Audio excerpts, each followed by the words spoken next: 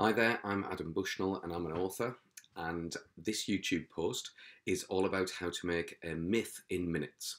This is a special request from the British Vietnamese International School of Ho Chi Minh City, who've asked me to get in touch, but hopefully it can be useful to lots of people. The Greek myths really were what inspired me to become an author myself. I loved those stories, and part of the reason I love them so much is because of the monsters. Now, Greek mythical monsters, such as we have here Cerberus. Cerberus is a three-headed dog, and in the original poems it had a snake for a tail, as featured as Fluffy in the Harry Potter franchise. You've also got Medusa, a lady with snakes for hair, whose power was that she could turn you to stone just by looking at you. In the original poems, she had wings that were made out of a metal called bronze. We also have the Minotaur, which is part man, part bull.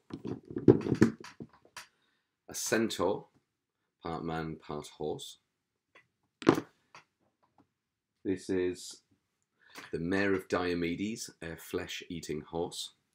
And my favourite is this one, which is the Chimera, which is part lion, part goat, and part snake.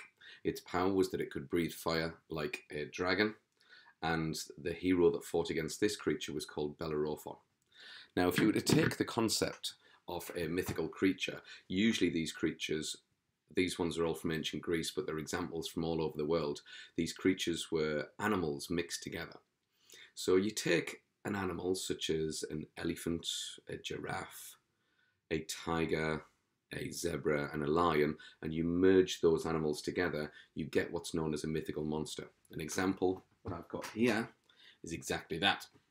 We have got an elephant's trunk, we've got a giraffe's head with a tiger's body, zebra's back legs and the tail of a lion. But admittedly, this creature isn't terribly scary. So you take animals that perhaps scare you and you merge them together. And there is your first step in making a myth. You've got a mythical monster.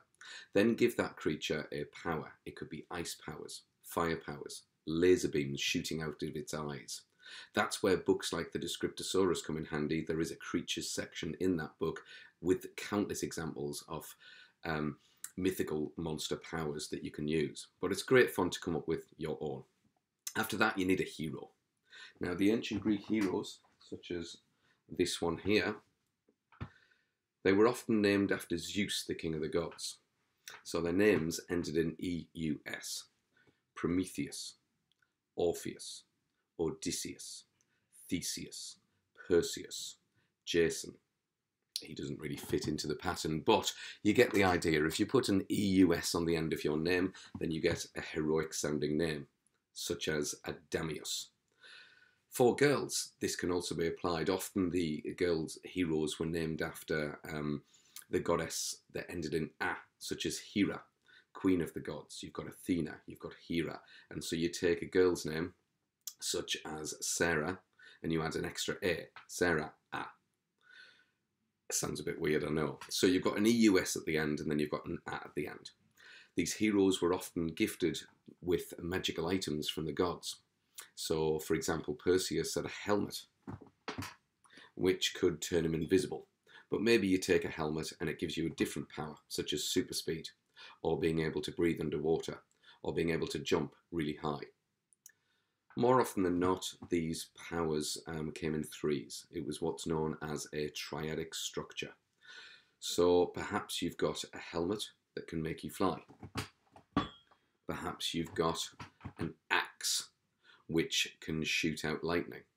Perhaps you've got some sort of clothing which can maybe give you the power to turn invisible or something else. And we can use inspiration from other books, from movies, from video games. So once you've got your monster, then you've got your hero, and you've got your magical items, you then start to put the myth together. And I would use a rule of 5, following a handprint planner. First step, the monster is terrorizing the land and doing something with its powers. Then a king, a queen, a prince, or a princess sends for a hero to defeat this monster and save the land. The hero then uses the 3 magic powers when battling with the monster and is either victorious or it's a tragic ending and the monster wins. And that's how you create a myth in minutes. I hope that's useful. Feel free to make any comments and I'll get back to you. And I do hope you have fun creating your myth, and please do send me them as well. I always love to receive stories that people have written. Good luck and get writing.